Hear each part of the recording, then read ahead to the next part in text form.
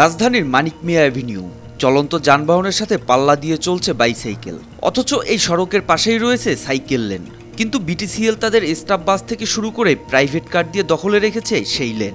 শুধু গাড়ি রেখেই নয়, প্রধান ফটকের সামনে ব্যারিকেড দিয়ে বন্ধ করে রেখেছে এই বিশেষ লেন।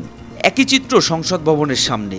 সংসদ এলাকায় ঘুরতে এসে প্রাইভেট কার সহ অন্যান্য বাহন রেখে বন্ধ করে দেয়া হয়েছে এই বিশেষ লেনটি। অবাক বিষয় হলো, গাড়ি পার্ক করা চালকরা জানেনই না সাইকেল লেন সম্পর্কে। না, এটা সেটা জানি না আমরা। ট্রাফিক পুলিশ এটা কেউ কিছু বলে না আজকে আমাদের। গাড়ি কিন্তু আগে ভিত্তিয়ে রাখতাম, এখন গাড়ি এখানে রাখবার দেয়। জি না, আমার এই সম্বন্ধে কিছু আমার জানা নেই। আমি এখন যে সাইকেল লাইন আছে আমি এটা জানি না।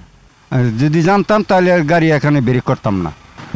আসলেও ভাইয়া এটা আমি জানি না, তো এর জন্য আর কি নেক্সট টাইম আর এরকম হবে না। এবার জানলাম শুনলাম।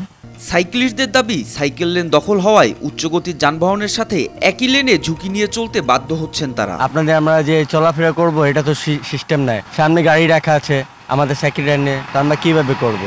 রাস্তার মধ্যে অনেক গাড়ি থাকে, প্রাইভেট থাকে, তারপরে বাসগুলো থাকে, আমাদের তো কোনো সিস্টেম নাই। হ্যাঁ, এখন তো বর্তমানে ঝুঁকি নিয়ে চলি। রাস্তার মধ্যে আপনার বাসগুলো অনেক হাই রোডের মধ্যে স্পিড চলে, আমাদের সাইকেলে তো কোনো নাই, সিস্টেম নাই। বিশ্বে বসবাস উপযোগী শহরের তালিকার তলানিতে অবস্থান ঢাকার। অসুস্থ হওয়ার জন্য বায়ুতে যেসব উপাদান থাকা জরুরি তার সবই রয়েছে এখানে। তবুও শহর সাজানোর স্বপ্ন দেখতে মানা কোথায়? ঢাকা উত্তর সিটি কর্পোরেশন তাদের স্বপ্ন ঠিকই বাস্তবায়ন করেছে 2020 সালের মার্চে। তবে তা সাইক্লিস্টদের নয়, সরকারি কিছু আমলাদের হয়ে গেছে। স্বপ্নের শহরের মতো সড়কে আলাদা বাইসাইকেল লেন করে যেন বিলিয়ে দেওয়া হয়েছে সরকারি দপ্তরের পার্কিং জোনে। ফুটপাতের পাশ দিয়ে আমাদের সাইকেলের মেইন রাস্তা, কিন্তু এখান থেকে সব সময়ের জন্য বাস রাখা থাকে। আর আমাদের তো এখন যে যাতায়াত করার জন্য মাঝখান দিয়ে যেতে হচ্ছে, এখন মেইন রোডেই উঠতে হচ্ছে। মানিক মিয়া অ্যাভিনিউ রাস্তা, সংসদ ভবনের সামনে রাস্তা, যার ভাবে সেই খাড়া করে দেয়। আগারগাঁওয়ের 60 ফিট মোড় থেকে নিউরোসায়েন্স হাসপাতাল হয়ে পরিবেশ অধিদপ্তর থেকে ইসলামী ফাউন্ডেশনের উত্তর প্রান্ত হয়ে এলজিডি সড়ক এবং বিশ্ববিদ্যালয় মঞ্জুরি কমিশন পর্যন্ত চালু করা হয় আলাদা সাইকেল লেন। অথচ এখানকার মানুষজন জানেনই না এই লেন সম্পর্কে। সমাজসেবা অধিদপ্তর তো রীতিমতো তাদের ফটকের সামনে কংক্রিট দিয়ে দখল করে নিয়েছে।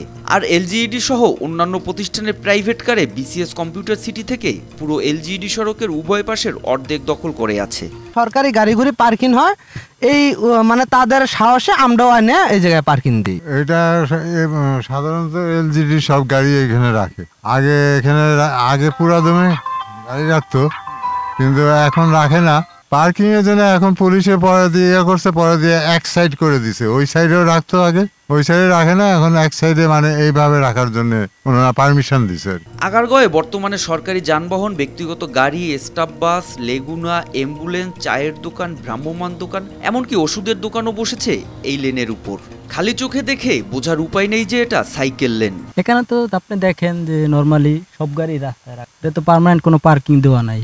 ঢাকা উত্তর সিটি কর্পোরেশনের এই বিশেষ লেনটি সাইক্লিস্টদের আশা জাগিয়ে সুফল দিচ্ছে দখলদারদের। রাজধানীর গুরুত্বপূর্ণ এই এলাকায় এমন দখলদারিত্বই বলে দেয় কতটা অসহায় বাইসাইকেল চালকরা। মোহাম্মদ সায়েম, RTV।